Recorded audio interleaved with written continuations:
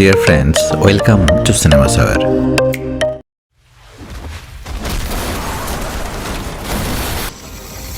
মুভির নাম বসন্ত মুল্লাই। মুভির শুরুতে রুদ্রন নামে একজনকে দেখা যায় গাড়িতে কোথাও যাচ্ছে, আর তার গার্লফ্রেন্ড নীলা তাকে ফোন করে। আসলে আজ তার জন্মদিন, তাই তার গার্লফ্রেন্ডের সাথে মুভি দেখার প্ল্যান ছিল তার গার্লফ্রেন্ড নীলা সিনেমা হলের সামনে তার জন্য ওয়েট করছে।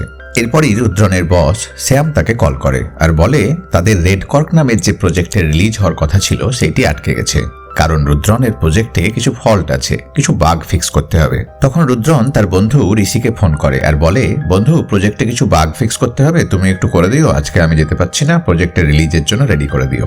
এর মধ্যে নীলা বারবার কল করতে থাকে। রুদ্রন কোনো রকমের সিনেমা হলে পৌঁছে যায়। তারা মুভি দেখতে বসে, কিন্তু আরাম করে দেখতে পায় না। বারবার শ্যাম আর ঋষির কল আর মেসেজ ঢুকতে থাকে। নীলা খুব বিরক্ত বোধ করে। তার প্রতি রুদ্রন কোনো অ্যাটেনশন দিচ্ছে না, ফোনেই ব্যস্ত আছে। তো রুদ্রন বারবার ফোন করতে থাকায় তাদের পেছনের সিটের একজন দর্শক তাকে বলে, আরে বাইরে গিয়ে কথা বলুন না, আরে আমাদের শান্তি করে মুভিটা দেখতে দিন না। এর মধ্যে আবার ঋষির কল আসে আর ঋষি তাকে বলে বাগটা ফিক্স করতে পারছে না। রুদ্রন তখন টেনশনে পড়ে যায়। এর মধ্যে তার বস শ্যামও তাকে ফোন করে আর বলে, আরে তুমি আছো কোথায়, প্রজেক্টের জন্য বাগ ফিক্স করতে হবে, আর তুমি কোথায় ঘুরে বেড়াচ্ছ?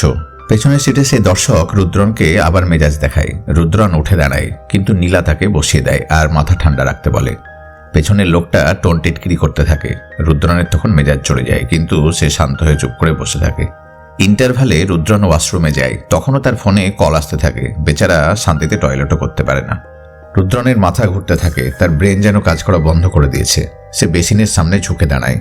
তখন তার পেছনের সিটের সেই দর্শকটা বন্ধুদের সাথে ঢোকে আর রুদ্রনকে উল্টোপাল্টা বলতে বলতে একটা ঘুষি মেরে দেয়। তো রুদ্রনের মাথা আগে থেকে ঘুরছিল, তাই সে কিছু বুঝতে পারে না, মেঝেতে পড়ে যায়। কয়েক সেকেন্ড পর রুদ্রনের জ্ঞান ফেরে আর দেখে সে মেঝেতে পড়ে আছে। আয়নার সামনে গিয়ে দেখে তার গালে আঘাতের চিহ্ন। রুদ্রন যখন বেসিনে মুখ ধুচ্ছে, দেখে তার পাশে তার পেছনের সিটের সে দর্শক মুখ ধুয়ে ট্যাপ খুলে রেখে বেরিয়ে যাচ্ছে। রুদ্রন তাকে বলে, আরে ট্যাপটা বন্ধ করে দাও, জল ছেড়ে চলে যাচ্ছ কেন? লোকটা বলে, কি আমার মুখের ওপর কথা দেব নাকি অন্য গালে আর একটা, যেমন এই গালে দিয়েছি? তখন রুদ্রন বুঝে যায় যে এই সেই শয়তান। তো লোকটা যখন তাকে ঘুষিটা মারতে যায়, তখন তাকে খুব ভালোভাবে পাল্টা জবাব দিয়ে দেয় রুদ্রন ভালোভাবে তাকে আর তার সেই শয়তান বন্ধুদের ধোলাই দিয়ে ঠান্ডা করে ওয়াশরুম থেকে বেরিয়ে আসে। তখন তার ফোনে আবার তার বস শ্যামের কল আসে আর শ্যাম তাকে একটু বকাঝকা করতে থাকে। রুদ্রনও পাল্টা কথা শুনিয়ে দেয় আর উত্তেজনায় তার মাথা আবার ঘুরতে থাকে। তার ব্রেন কাজ করা বন্ধ করে দেয়। আসলে এটা তার একটা অসুখ। সে টলতে টলতে মেঝেতে পড়ে যায় আর এদিকে নীলাও তাকে খুঁজতে খুঁজতে সেখানে চলে আসে। তো এরপর সিন শিফট হয় আর ফ্ল্যাশব্যাকে দেখানো হয় 5 মাস আগের ঘটনা। রুদ্রনের কোম্পানিতে একটা বড় প্রজেক্ট এসেছিল আর তার বস সব এমপ্লয়ীদের দিকে জিজ্ঞাসা করেছিল যে এই প্রজেক্টটা 150 দিনের মধ্যে শেষ করতে হবে, কেউ কি এটা লিড করবে? কিন্তু দেখা যায় কেউ সেই প্রজেক্টটা নিতে রাজি হয় না সাহস করে, কারণ এত কম সময়ে এই প্রজেক্টটা করা এক প্রকার অসম্ভব ছিল। তো অন্য এমপ্লয়ীরা যখন কেউ সাহস করে এগোচ্ছে না, তখন রুদ্রন সাহস করে প্রজেক্টটা নিতে রাজি হয়ে যায়। তো এরপর রুদ্রন দিনরাত এক করে কাজ করতে থাকে। ঘুমের ব্যাঘাত ঘটে, নীলাকেও ঠিকঠাক সময় দিতে পারে না, প্রচুর স্ট্রেস বাড়তে থাকে তার। আর এই অতিরিক্ত স্ট্রেসের কারণেই উত্তেজনার কারণ ঘটলে তার মাথা ঝিমঝিম করতে থাকে। তাই সিনেমা হলে সে মাথা ঘুরে অজ্ঞান হয়ে বারবার পড়ে যাচ্ছিল। কাহিনী আবার প্রেজেন্টে চলে আসে। নীলা রুদ্রনকে ডাক্তারের কাছে নিয়ে গেছে। ডাক্তার জিজ্ঞাসা করে, আপনি কি ঠিক মতো ঘুমান? নীলা বলে, আরে ঠিক মতো ঘুম? আরে ও তো ঘুমাই না, সবসময় কাজ কাজ আর কাজ। সফটওয়্যার কোম্পানিতে কাজ করে আর প্রচুর কাজের চাপ থাকে আর সবসময় বিজি থাকে। ডাক্তার বলে, নর্মালি প্রত্যেক মানুষের 7 থেকে 8 ঘন্টা ঘুমানো দরকার। না ঘুমিয়ে টানা কাজ করতে থাকলে ব্রেন হঠাৎ হঠাৎ নিজেই রেস্টে চলে যায়। তার মানে আপনি তখন আনকনশিয়াস হয়ে যাবেন। আপনাকে সুস্থ হতে হলে সম্পূর্ণ বিশ্রাম দরকার। তো বাড়ি ফিরে রুদ্রন আবার অফিসে কাজের জন্য যেতে চায়। তো নীলা তাকে মানা করে আর কোথাও বেড়াতে নিয়ে যেতে চায়। তো রুদ্রন বলে, আমাকে কাজ শেষ করতে দাও, তারপর কোথাও বেড়াতে যাব আর বিশ্রাম নেব। নীলা খুব রেগে যায়, দুজনের একটু ঝগড়াও বেঁধে যায়। তো রুদ্রন নীলাকে বোঝাতে থাকে, আমি খুব তাড়াতাড়ি সেটেল হতে চাই, তারপর তোমাকে বিয়ে করে সংসার পাতবো, তোমাকে খুব খুশিতে রাখবো। নীলা বলে, আমার বাবাও এরকম ছিল, টাকার পেছনে ছুটতে ছুটতে আমাকেই পেছনে ফেলে দিয়েছে। বাবাও তোমার মতো আমাকে খুশিতে রাখতে চাইতো, কিন্তু ব্যস্ততার কারণে আমাকেই ভুলে যেত, আর এখন তুমি ওই একই জিনিস করছো। তাও নীলাকে বুঝিয়ে সুঝিয়ে রুদ্রন অফিসের দিকে যায়। রাস্তায় তার ফোনে আবার শ্যাম আর ঋষির কল আসতে থাকে। তো রুদ্রন এবার খুবই বিরক্ত হয়ে যায় আর ফোনটা সুইচ অফ করে দেয় আর গাড়ি ঘুরিয়ে নীলার কাছে ফিরে যায় আর বলে, তুমি আমাকে কোথাও ঘুরতে নিয়ে যাবে বলছিলে না? তো নীলা এতে খুব খুশি হয় আর তারা দুজনে ঘুরতে বেরিয়ে যায়। চলতে চলতে রাস্তায় রাত নামে। তো রুদ্রন তখন একটা ফার্মেসিতে নীলার অ্যাজমার জন্য ইনহেলার কেনে, কারণ নীলার অ্যাজমার অসুখ আছে আর তার এই ইনহেলারটা তখন নিতে হয়। রুদ্রন অনেকক্ষণ ড্রাইভ করছিল, তাই এবার নীলা ড্রাইভ করতে থাকে। রুদ্রন রোমান্টিক কথাবার্তা বলতে থাকে আর মজা করতে থাকে। নীলা একটু অন্যমনস্ক হয়ে যায়। তখনই তাদের গাড়ির নিচে কিছু চলে আসে। নীলা খুব ভয় পেয়ে যায়। তো নীলা ভয়ে কাঁদতে থাকে যে কাউকে চাপা দিয়ে দিল নাকি। তারা নেমে দেখে গাড়ির উপর কিছু রক্তের দাগ, কিন্তু আশেপাশে কিছু দেখতে পায় না। রুদ্রন নীলাকে শান্ত করার চেষ্টা করে আর বলে, কোনো বন্য প্রাণী চলে এসেছিল হয়তো আর আহত হয়ে জঙ্গলে ঢুকে গেছে, তুমি কোনো চিন্তা করো না। তারা আবার চলতে থাকে। রাস্তায় তারা একটি হোটেল দেখতে পায়। হোটেলের নাম বসন্ত মোল্লাই। এই হোটেলকে ঘিরেই ঘটবে যত কাণ্ড। তাই বন্ধুরা, এখান থেকে প্রতিটি পয়েন্ট খুব ভালোভাবে লক্ষ্য করতে থাকুন। নীলা আর রুদ্রন রাতটা সেখানে কাটানোর সিদ্ধান্ত নেয়। তো রুদ্রন হোটেলে ঢুকে রিসেপশনে জিজ্ঞাসা করে, রুম কি অ্যাভেলেবেল আছে? রিসেপশনের সেই বয়স্ক ভদ্রলোক রুদ্রনকে বলে, হ্যাঁ রুম আছে। সে রুদ্রনের কাছে তার আই কার্ডটি নেয় এবং রেজিস্টারে তার সিগনেচার করিয়ে নেয়। আর নীলাকে দেখে জিজ্ঞাসা করে, মনে হচ্ছে ম্যাডাম খুব টেনশনে আছেন, কিছু অসুবিধা হয়েছে ম্যাডাম? রুদ্র তখন বলে, আরে কাকা, সেরকম কিছু নয়, রাস্তায় একটা ছোট অ্যাক্সিডেন্ট হয়েছিল আর তারপর থেকে ওর খুব টেনশন হচ্ছে। আসলে গাড়ির নিচে হয়তো জঙ্গলের কোনো প্রাণী চলে এসেছিল। তো হোটেলের সেই বয়স্ক কর্মী তখন বলে, এরকম ঘটনা এদিকে ঘটে থাকে, কারণ জঙ্গলের প্রাণীরা জল খাওয়ার জন্য অনেক সময় রাস্তা পারাপার করে। তো নীলা এতে একটু আশ্বস্ত হয়। এরপর সেই কর্মী নীলা আর রুদ্রনকে তাদের রুম দেখাতে নিয়ে যায়। তাদের রুম নাম্বার 101। তো উপরে গিয়ে তারা দেখে এক বয়স্ক মহিলা ফ্লোর পরিষ্কার করছে। তারা রুমে ঢুকে রোমান্স করতে শুরু করে। এমন সময় ঝড় বৃষ্টির কারণে জানালায় হুড়মুড় করে আওয়াজ হতে থাকে। তো রুদ্রন উঠে জানালাটা বন্ধ করতে যায় আর জানালার পাল্লার ধাক্কায় তার হাতের ওপরের দিকে কেটে যায়। তো রুদ্রন তখন ওয়াশরুমে গিয়ে নিজের কাটা জায়গাটা জল দিয়ে পরিষ্কার করতে থাকে। এমন সময় নীলার গোঙানির আওয়াজ শুনতে পায়। রুদ্রন খুব তাড়াতাড়ি বেরিয়ে আসে আর দেখে নীলার হাঁপানির কারণে শ্বাসকষ্ট শুরু হয়েছে, তাই সে ঘুমাচ্ছে। রুদ্রন নীলাকে ইনহেলারটা দেওয়ার জন্য তার ব্যাগ খুলে সেটা খুঁজতে থাকে। রুমের কোথাও সেটা খুঁজে পায় না। ঘাবড়ে গিয়ে ইনহেলার কেনার জন্য সে আবার সে ফার্মেসি যাবে বলে গাড়ি নিয়ে বেরিয়ে যায়। তো অন্ধকার আর বৃষ্টির কারণে রাস্তায় চলতে তার খুব সমস্যা হয় আর সেই সঙ্গে তার চোখ বন্ধ হয়ে আসতে থাকে। তার প্রচণ্ড ঘুম পাচ্ছে। নিজের গালে মেরে নিজেকে অনেক কষ্টে জাগিয়ে রাখে। এই পয়েন্টটা, ঠিক এই জায়গাটা খুব ভালোভাবে মনে রাখতে হবে, কারণ এই পয়েন্টের নাম দিলাম টুইস্ট নাম্বার 1। এই পয়েন্ট থেকেই পরে কাহিনীতে একটা মারাত্মক টুইস্ট আসবে। তো রুদ্রন কোনো রকমে সেই ফার্মেসিতে পৌঁছে যায়। ইনহেলারটা দিতে বলে এবং ফার্মেসিতে রুদ্রন একটি ছোট বাচ্চা মেয়েকে দেখতে পায় যে অদ্ভুতভাবে রুদ্রনকে দেখছে। এটা দেখে রুদ্রন একটু ঘাবড়ে যায়। রুদ্রন হোটেলে এসে তাড়াতাড়ি করে ইনহেলারটি দেওয়ার জন্য তার ঘরের দিকে যেতে থাকে। তখন হোটেলের সে বয়স্ক কর্মী তাকে বলে, আরে করছো কি, আগে রুম তো বুক করো। তাও রুদ্রন তাদের 101 নম্বর ঘরের দরজায় নক করে আর নীলাকে ডাকতে থাকে। দরজায় ধাক্কা দিতে থাকে। ওই বয়স্ক কর্মীটি তখন বলে, আরে কি করছো, দরজা ধাক্কাচ্ছ কেন? রুদ্রন বলে, আরে আমার বউ ভেতরে আছে তাই ডাকছি। কর্মীটি বলে, তোমার বউ? তুমি তো এই মাত্র এলে, তোমার বউ আবার কখন এলো? তুমি তো একাই এলে আর তুমি তো এখনো রুমই বুক করোনি। তাও রুদ্রন নিচে গিয়ে চাবি নিয়ে এসে দরজার লক খোলে আর ভেতরটা দেখে খুব অবাক হয়ে যায়। দেখে সত্যিই ভেতরে কেউ নেই। বিছানা, বালিশ এবং পুরো রুম পরিপাটি করে গোছানো, যেন এটা কেউ ব্যবহারই করেনি। কর্মীটি তখন তাকে বলে, আরে তুমি তাড়াতাড়ি এখান থেকে যাও, কি উৎপাত শুরু করেছো, আমি পুলিশ ডাকবো কিন্তু। রুদ্রন বলে, আরে একটু আগেই আমি আর আমার বউ নীলা এখানে এসেছিলাম না? কর্মীটি বলে, না তো, তুমি তো এইমাত্র এলে। রুদ্রন তখন খুব কনফিউজ হয়ে যায়। আরে কি হচ্ছে এসব, তার মাথার গন্ডগোল নয় তো? সে তখন রেজিস্টারে খুঁজতে যায় যে তার সই করা আছে কিনা, কিন্তু দেখে সেখানে কোনো সই নেই। সে আইডি কার্ডটা খোঁজে, কিন্তু দেখে তার আইডি কার্ডও সেখানে নেই। সে তখন ভীষণ অবাক হয়ে যায়। আরে এটা কিভাবে সম্ভব? সেভাবে সেই হয়তো মনের ভুলে নীলাকে ওই ফার্মেসিতে ফেলে এসেছে, কারণ নীলা ফার্মেসিতে ওয়াশরুমে যেতে চেয়েছিল। কোনটা যে আসল আর কোনটা তার মনের ভুল, এটা তার গুলিয়ে যেতে থাকে। সে তখন নীলার খোঁজে আবার গাড়ি নিয়ে ফার্মেসির দিকে যাওয়ার জন্য রাস্তায় বের হয় আর যেতে যেতে হাতের দিকে তাকিয়ে দেখে তার হাতের ওপরে কাটা দাগ। সঙ্গে সঙ্গে তার মনে পড়ে নীলার সঙ্গে রোমান্স করার সময় জানলা বন্ধ করতে উঠতে গিয়ে তার ওই কাটা দাগটা হয়েছিল। তার মানে সে নিশ্চয় নীলাকে নিয়ে হোটেলে ঢুকেছিল, সে নিশ্চিত হয়ে যায়। তখন সে আবার গাড়ি ঘুরিয়ে হোটেলের দিকে ছোটে আর তাড়াহুড়ো করে গাড়ি থেকে নেমে হোটেলে ঢুকে নীলা নীলা বলে ডাকতে থাকে। তাড়াহুড়ো করতে গিয়ে গাড়ি লক করতে ভুলে যায় আর গাড়িটি আস্তে আস্তে গড়িয়ে পাশের নদীতে পড়ে যেতে থাকে। ওদিকে সে নীলাকে ডাকতে ডাকতে হোটেলের ভেতরে সিঁড়ি দিয়ে উঠতে থাকে আর তখনই কোথা থেকে একটা তীর এসে তার মুখের সামনে দিয়ে দেওয়ালে গেঁথে যায়। একটুর জন্য সে বেঁচে যায়, আর ঘাড় ঘুরিয়ে দেখে মাস্ক পরা একটা লোক তীর ধনুক নিয়ে তার দিকে অ্যাটাক করেছে। সেই মাস্কম্যান তীর ছুটতে থাকে, আর এই সে তীরের আঘাত থেকে বাঁচতে বাঁচতে রুদ্রন টেবিলের তলায় ঢোকে আর দেখে সেখানে হোটেলের সেই কর্মী বসে আছে আর ভয়ে ভয়ে বলছে, আমি কিছু জানি না, আমি কিছু জানি না।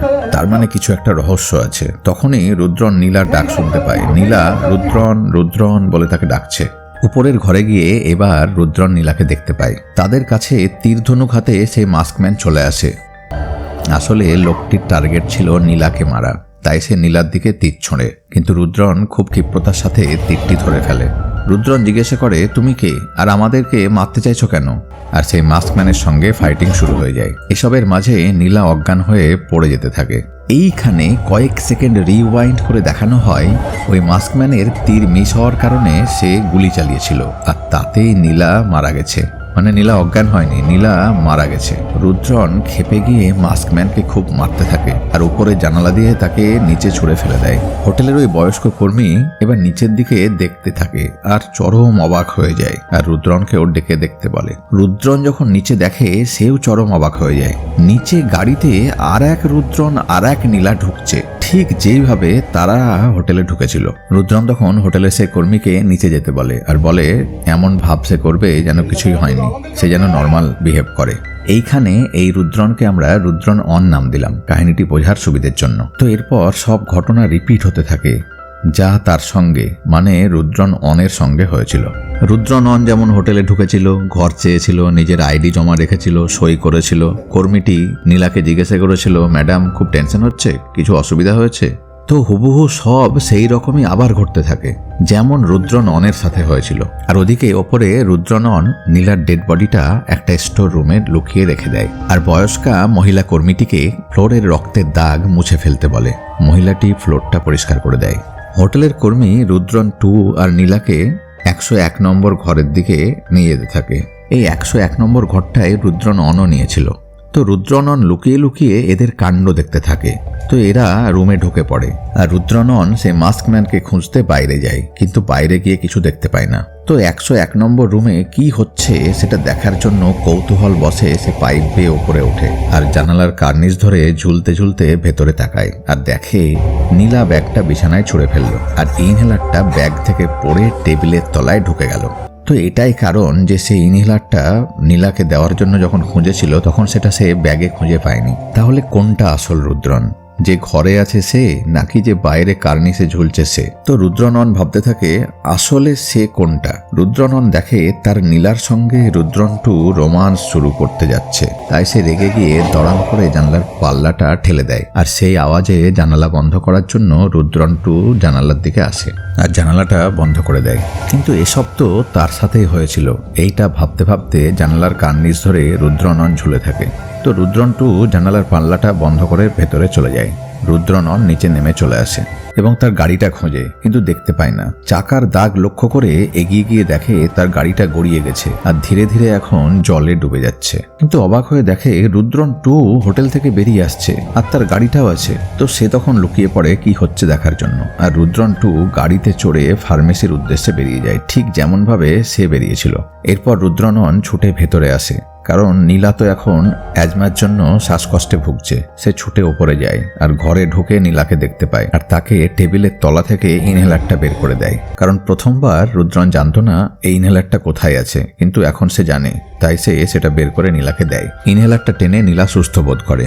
রুদ্রনন নীলাকে বলে এবার আমাদের এখান থেকে বেরোতে হবে। তো এদের সামনে আবার সেই মাস্কম্যান চলে আসে এবং দুজনের ওপরে অ্যাটাক করে। দুজনের মারামারিতে রুদ্রনন অজ্ঞান হয়ে যায়। এই সময় নীলা কোথাও লুকিয়ে পড়ে।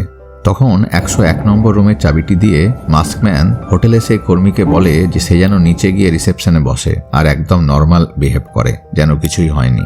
এই জন্য দ্বিতীয়বার রুদ্রনন যখন হোটেলে এসেছিল তখন কর্মীটি তার সঙ্গে এমন ভাব করছিল যেন সে তখনই প্রথমবারের জন্য হোটেলে ঢুকছে। এখানে রুদ্রনন নীলাকে খুঁজে না পেয়ে ফার্মেসিতে খুঁজবে বলে বেরিয়েছিল। এদিকে সেই মাস্কম্যান এখন নীলাকে খুঁজতে থাকে, কিন্তু নীলা কোথায় লুকিয়ে গেছে খুঁজে পায় না। বাইরে গেছে মনে করে সে বাইরে বেরিয়ে যায়। নীলা রুদ্রনকে অজ্ঞান অবস্থায় খুঁজে পায় আর তাকে ওঠায়। দুজনে ছুটে বেরিয়ে আসে আর মাস্কম্যানের জিপটায় উঠে পালাতে যাবে, তখনই মাস্কম্যান তাদের সামনে চলে আসে। রুদ্রনের জিপের ধাক্কায় মাস্কম্যান রাস্তায় পড়ে যায়।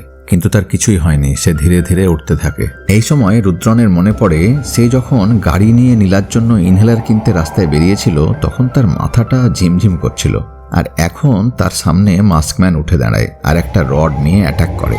রুদ্রনন নেমে আসে আর মাস্কম্যানের সাথে ফাইটিং শুরু হয়ে যায়। এই ফাইটিং দেখতে দেখতে টেনশনে নীলা গাড়ির ভেতরে অজ্ঞান হয়ে যায়। মাস্কম্যান রুদ্রননকে কাবু করে ফেলে আর সেই অবস্থায় তাকে টানতে টানতে নিয়ে গিয়ে নদীতে ফেলে দেয়। এরপর সিন শিফট হয় আর সেই জায়গায় ফেরত যায় যখন রুদ্রনন প্রথমবার ইনহেলার কিনতে গাড়ি নিয়ে বেরিয়েছিল আর তার ঘুম ঘুম পাচ্ছিল, যে জায়গাটাকে আমরা নাম দিয়েছিলাম টুইস্ট অন। তো আবার সিন প্রেজেন্টে আসে। এদিকে নীলার জ্ঞান ফেরে, তো সে জ্ঞান ফিরে রুদ্রনকে দেখতে পায় না। তাই রুদ্রন রুদ্রন বলে ডাকতে ডাকতে সে হোটেলে গিয়ে ঢোকে। মাস্কম্যানও হোটেলে চলে আসে। নীলা ভয়ে স্টোর রুমে লুকিয়ে পড়ে আর চমকে গিয়ে দেখে তার লাশ সেখানে পড়ে আছে। এটা দেখে সে ভীষণ ঘাবড়ে যায়। আসলে এটা নীলা অনের বডি, যেটা রুদ্রন অন স্টোর রুমে লুকিয়ে রেখেছিল রুদ্রন 2 আর নীলা 2 ঢোকার আগেই। তো নীলা ভীষণ ভয় পেয়ে যায় আর কনফিউজ হয়ে যায় কোনটা আসল সে, এই ডেড বডিটা নাকি যে জীবিত আছে সে। তো নীলা আবার রুদ্রনের আওয়াজ পায়, মানে রুদ্রন 2 এর আওয়াজ পায়। রুদ্রন 2 সিঁড়ি দিয়ে উঠতে থাকে আর মাস্কম্যানের তীর তার সামনে দেওয়ালে গেঁথে যায়। এগুলোই সব আগেও হয়েছিল, মানে পুরো ঘটনার রিপিটেশন হচ্ছে, যেন একটা টাইম লুপ ক্রিয়েট হয়েছে আর ঘটনাক্রম প্রত্যেক টাইম লুপে একটু একটু করে বদলে যাচ্ছে। তো মাস্কম্যান রুদ্রনকে অ্যাটাক করে। রুদ্রন 2 আর মাস্কম্যানের আবার ফাইটিং শুরু হয়ে যায়। এবার রুদ্রন 2 কিন্তু মাস্কম্যানের মাস্কটা মুখ থেকে সরিয়ে ফেলে। এইখানে মাস্কম্যানের মুখটা দেখা যায়। এই মাস্কম্যানের নাম হচ্ছে ভরত। মাস্কম্যান পিস্তল বের করে। রুদ্রন 2 মাস্কম্যানকে জিজ্ঞাসা করে, কে তুমি, আমাদের মারতে চাও কেন?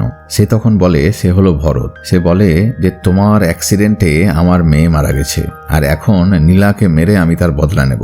আর নীলাকে বাঁচাতে রুদ্রন পিস্তলের সামনে চলে আসে, তাই তার বুকে গুলিটা লেগে যায়। রুদ্রনের মনে পড়ে তার যখন ঘুম ঘুম পাচ্ছিল তখনই হয়তো তার কিছু হয়েছিল, যেটা তার মনে নেই। ফ্ল্যাশব্যাকে দেখানো হয় এই মাস্কম্যান তার মেয়েকে নিয়ে গাড়িতে যাচ্ছিল আর তাকে সামনে থেকে ঠুকে দিয়েছিল রুদ্রন, আর সেই অ্যাক্সিডেন্টে তার মেয়ে মারা গেছে। তো সিন এখানে শিফট হয় আর দেখা যায় রুদ্রন হসপিটালে ভর্তি আছে। তার হার্টবিট থমকে গেছে আর ডাক্তার তাকে শক দিয়ে ঠিক করার চেষ্টা করছে।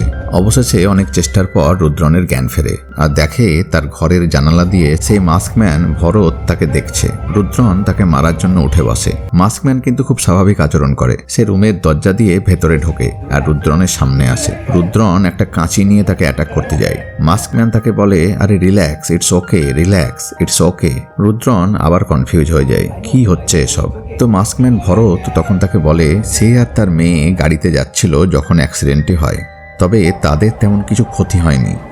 অ্যাক্সিডেন্টে বেশি ক্ষতি হয়েছিল রুদ্রনের। রুদ্রন অজ্ঞান হয়ে গেছিল, তাই তাকে বাঁচাতে এই লোকটি হসপিটালে নিয়ে এসেছে। তার মেয়ে অল্প বিস্তর আহত হয়েছে বটে, কিন্তু সেরকম কোনো ক্ষতি হয়নি। এই ভরতই তার পকেটে হোটেলের কার্ড পেয়ে হোটেলে খবর দিয়েছিল, তাই নীলা ও হসপিটালে ছুটে এসেছে। নীলা রুদ্রনকে সুস্থ দেখে একটু আশ্বস্ত হয়। নীলা এরপর এই লোকটির সঙ্গে তার মেয়েকেও দেখতে যায়, দেখে তার মেয়েও সুস্থ আছে। ডাক্তার নীলাকে বলে লাস্ট টাইম যখন রুদ্রন কনসাস ছিল তখন সে আসলে ভরত আর তার মেয়েকে গাড়িতে আসতে দেখেছিল, আর তারপরেই তার ব্রেন ব্ল্যাকআউট হয়ে যায়। তখন থেকে তার মাথায় ঢুকে আছে যে অ্যাক্সিডেন্টে হয়তো সে ভরতের মেয়েকে মেরে দিয়েছে, আর তার মাথা তখন থেকে নিজের মতো কাহিনী তৈরি করে চলেছে, যার সাথে বাস্তবের কোনো মিল নেই। তার বডিটা রেস্টে আছে ঠিকই, কিন্তু তার ব্রেন রেস্টে নেই। ডাক্তার বলে স্ট্রেসের কারণে তার এমনটা হচ্ছে। তার এখন সম্পূর্ণ বিশ্রাম দরকার, প্রচুর ঘুমানো দরকার। নীলা তখন রুদ্রনের কাছে গিয়ে রুদ্রনকে রিল্যাক্স করার চেষ্টা করে। তার মানে যে পয়েন্টে আমরা টুইস্ট অন নাম দিয়েছিলাম, তারপর থেকে বাস্তব ঘটনা হলো এই হসপিটাল। তার মাঝে যা সব ঘটনা দেখানো হয়েছে পুরোটাই রুদ্রনের মাথায় চলতে থাকা ঘটনাক্রম, যেটার সঙ্গে বাস্তবের কোনো মিল নেই। ওদিকে রুদ্রনের মাথায় আবার কাহিনী চলছে। সে দেখতে থাকে যে সে মাস্কম্যান তাকে জলে ফেলে দিয়েছে, আর তাকে বাঁচাতে নীলাও জলে ঝাঁপ দিয়েছে, আর সে বেঁচে গেছে। তো এরপর কাহিনী আবার বাস্তবে চলে আসে। রুদ্রন আগের থেকে এখন অনেকটাই সুস্থ, ধীরে ধীরে সে সেরে যায়। শেষ সিনে দেখা যায় নীলার সঙ্গে গাড়িতে রুদ্রন বসে আছে একটি ট্রাফিক সিগন্যালের সামনে, আর তার পাশে বাইকে করে মাস্ক পরে একজন এসে বাইকের পিকআপ দিয়ে আওয়াজ করতে থাকে। রুদ্রন তার দিকে তাকায়। ওই মাস্কম্যান তখন মুখের মাস্কটা সরায়, আর রুদ্রন দেখে তার মুখটাও রুদ্রনের মতনই। তো রুদ্রন ভাবে এটাও হয়তো তার মনের ভুল, আর কাহিনীটা এই সাসপেন্সটুকু রেখে এখানেই শেষ হয়ে যায়। তো বন্ধুরা, আশা করি গল্পটা ভালো লেগেছে। তো ভিডিওটি প্লিজ লাইক করে দিও আর চ্যানেলটি সাবস্ক্রাইব করে দিও। অনেক অনেক শুভেচ্ছা ও ধন্যবাদ। খুব ভালো থেকো সকলে।